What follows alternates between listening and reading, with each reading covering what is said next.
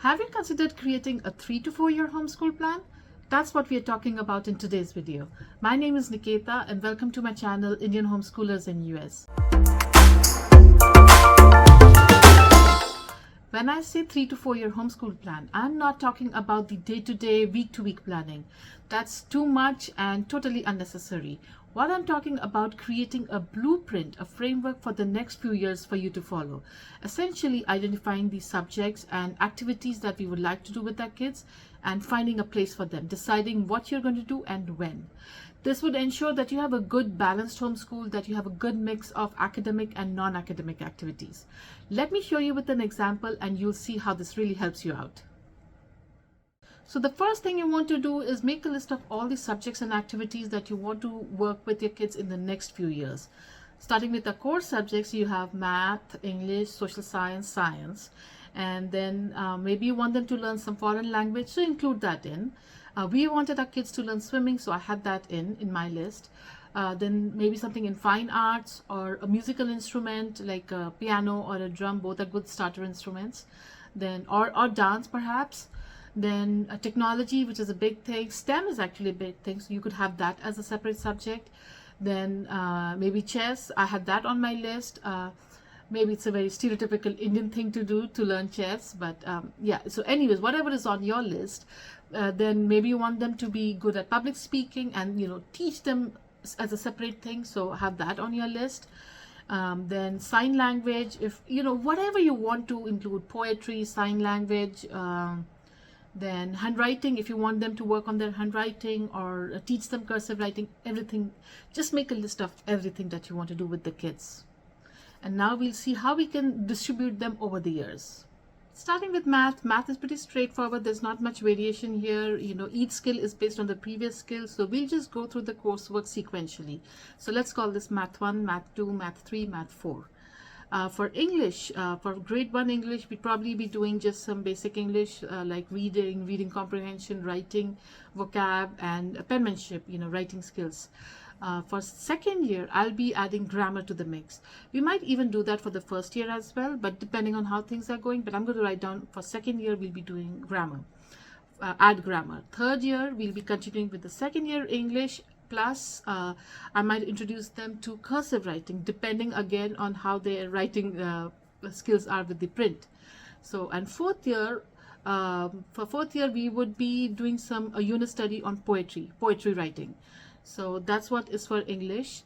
For social science, if you're following a program, a history program, that's great. Just write history 1, 2, 3, 4 for the 4 years. If not, if you're putting things together, a lot of people, what they like to do is do the 4-year history cycle, which is made famous by The Story of the World by Susan Barr, and I think it's a great book.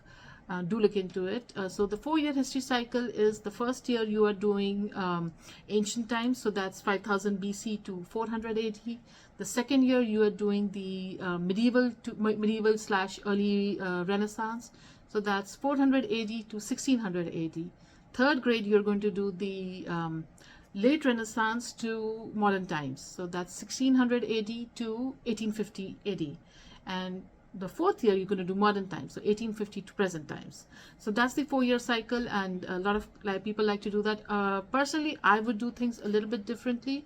For first year, I would like them to do geography. So we are talking, countries and continents, and then countries, some of the famous countries, your country, the one that you live in or where you're from. Create unit studies around that, then create unit studies on landforms.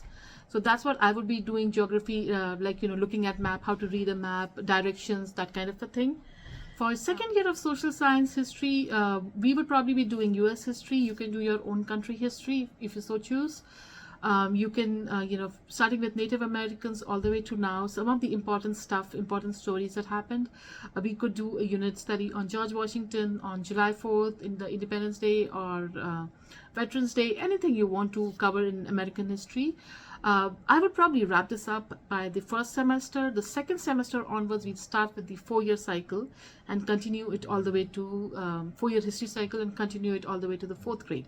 So ancient history would be in the second year, second semester. Third grade, we'll be doing some of the medieval history, and if we have anything left from the ancient history, we can do that in the beginning. And fourth grade, we'll be doing the modern times. So that's what is the my plan for social science.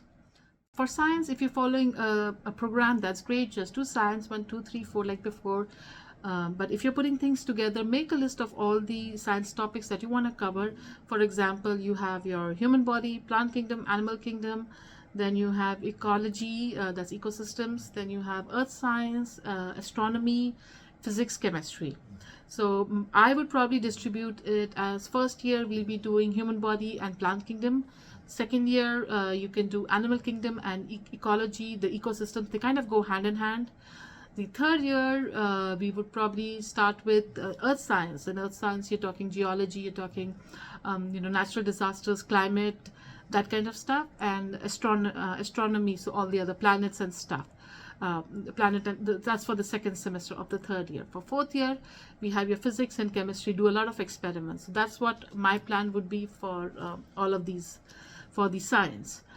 So now we have our core subjects done. For foreign language, again, this is a very sequential thing, just like math. You just decide when you want to start with it and just put it in there.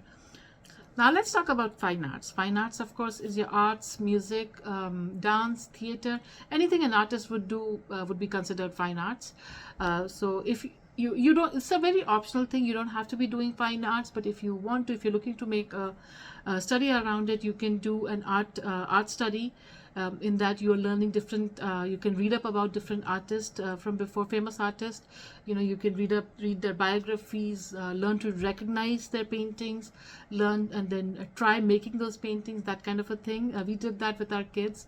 Then you could do different forms of art, learn different forms of art, like cartoon drawing, painting, sculpting, charcoal drawing, different forms of art.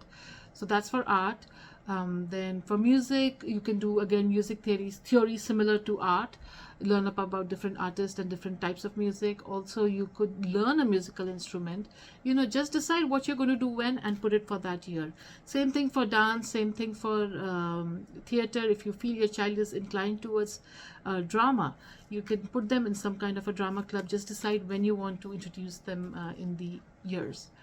Let's take a look at what we are left with. We have swimming, chess, technology and engineering, public speaking, and sign language.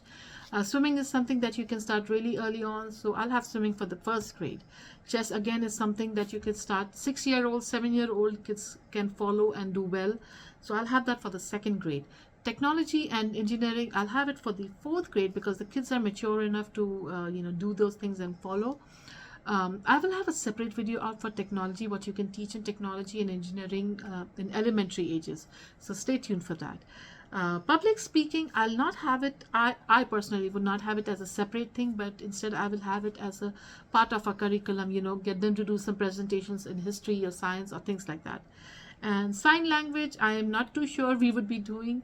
I would do it myself. I just had it there for an example.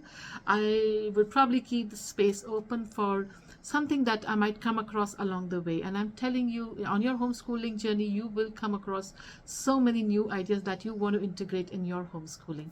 I hope this video helps. I will have a separate video for middle school 3 to 4 year homeschool planning because that takes a different type of consideration. So stay tuned for that. And meanwhile, have a happy homeschooling, you guys.